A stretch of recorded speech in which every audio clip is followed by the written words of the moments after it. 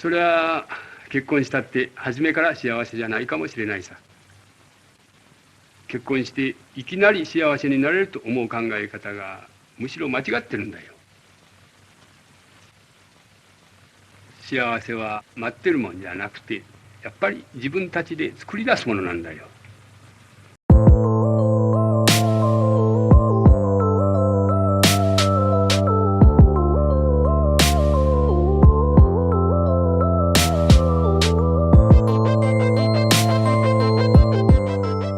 Late Spring is a film that's directed by Yasujiro Ozu that came out in 1949.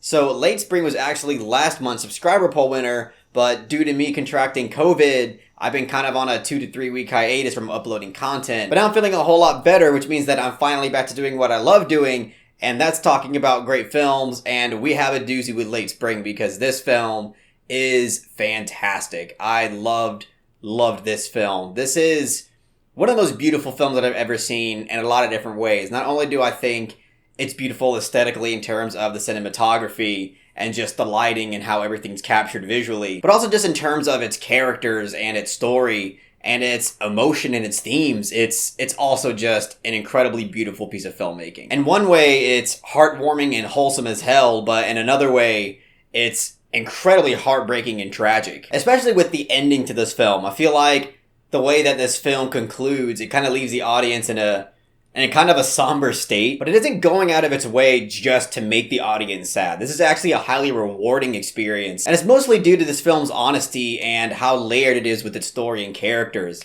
What the main character of this film, played by Setsuko Hara, by the way, incredible actress. She is beautiful as ever, and she portrays a beautiful character. But she plays a character who is currently happy and satisfied with her current state of life. She sees absolutely no reason to adapt or change anything when she currently feels just incredibly joyous with everything that she's doing at the moment. And her father's another character that is also pretty satisfied with his current state in life, but at the same time, he gets to a point where he feels like he's depriving his daughter from the future that she truly deserves. And it's through the father and daughter dynamic that we get with these two main characters that this film is able to explore a lot of different things. It explores the traditional roles between men and women. It explores what it means to love and have a sense of self-sacrifice. And it also explores what I feel like this film's central theme is, which has to do with the inevitability of change. And as I mentioned, the main character of this film is seriously struggling with this change that is bound to happen. And this change is essentially brought upon the unstoppable force that is tradition. And one thing that I really loved about the way that this film portrays culture and portrays traditional values is that it's never really super judgmental about it. One thing I noticed about Ozu's films in general, I've only seen two. I've seen Good Morning and Late Spring now. But one thing that I noticed about his films is that he kind of just showcases reality for what it is. And it's really up to you as an audience member to extrapolate and interpret what you think about certain things. Because don't get me wrong, it's not like this film just plays neutral the entire time. Because there are plenty of moments in this film where I do think there are some statements being made in regards to, progressivism or conservative values. But it never feels like it's making a declarative statement, like a singular declarative statement about any of these things. Because the main character in this film really does not want to get married. She sees no real prospect or any real purpose to get married. It just doesn't make sense to her current situation because she is, again, really satisfied with her current life. She has taken care of her father her entire life and has made it to where her father is now kind of overly reliant on her help, to where she knows that if she leaves him, he's not going to have any way to actually care for himself. But at the same time, you can kind of tell that she's always kind of used that reliance as an excuse to not move forward in her life.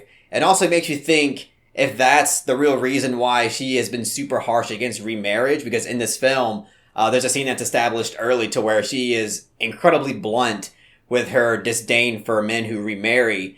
And, by the end of the film, you kind of think, were you just super against the concept of remarriage because of what that would mean for your life if your father would have remarried? Obviously, in one hand, I am super against the concept of arranged marriages, and I think most people really should be at this point. But in the other hand, you can completely understand her father's point of view, in a sense, as I touched upon earlier, he's been kind of depriving his daughter of the life that she deserves. And in the third act of this film, you get this monologue type sequence where her father kind of gives his daughter the spiel about, what it takes to be happy. It kind of encapsulates that scene I was talking about earlier about the inevitability of change and sadness. And I think it's just a beautifully written and delivered scene. I think it's incredibly wise and just very thought-provoking overall, and is a really touching moment between these two main characters in the film. But another thing about this film that I very slightly mentioned at the very beginning was its cinematography. One thing that I noticed from Good Morning and Late Spring is that it's essentially compiled of nothing but stationary shots. It's quite incredible that he's able to make films so incredibly compelling and stunning through simply just stationary shots. I mean, I can't remember a single shot in this film where the camera has movement. Maybe the scene where she's riding the bicycle, but even then, the camera is technically stationary and fixed in a certain position. And, from start to finish, this film just looks incredibly gorgeous in terms of the framing and the lighting. There's a lot of shots that we get of hallways that somehow are just eye-poppingly gorgeous. There's something about this film's subtle and stationary attitude when it comes to the camera work that I feel like makes it feel a lot more authentic. One last thing I wanted to talk about in this film in regards to the main character is that I really loved how complex and layered of a character she is. I mean, in many ways she's very simple, but in a lot of other ways, you have to respect and appreciate her ability to kind of understand what comes with certain things. I feel like a lot of her struggles and fears of the future come with an understanding of what marriage and leaving the house means. And for a lot of other characters in this movie, marriage and moving on, wasn't a difficult thing at all. She has a friend in this film to where whenever she comes for advice, he just keeps giving her a simple answer, which is just shut up and marry.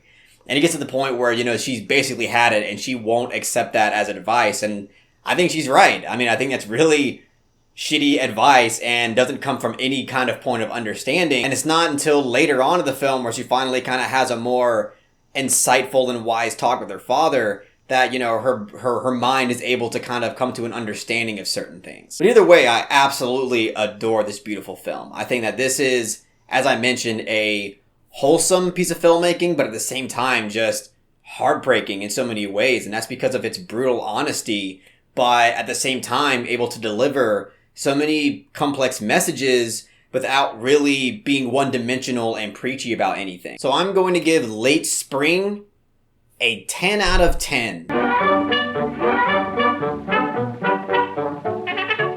Yeah, I really had time to sit with this one for a while.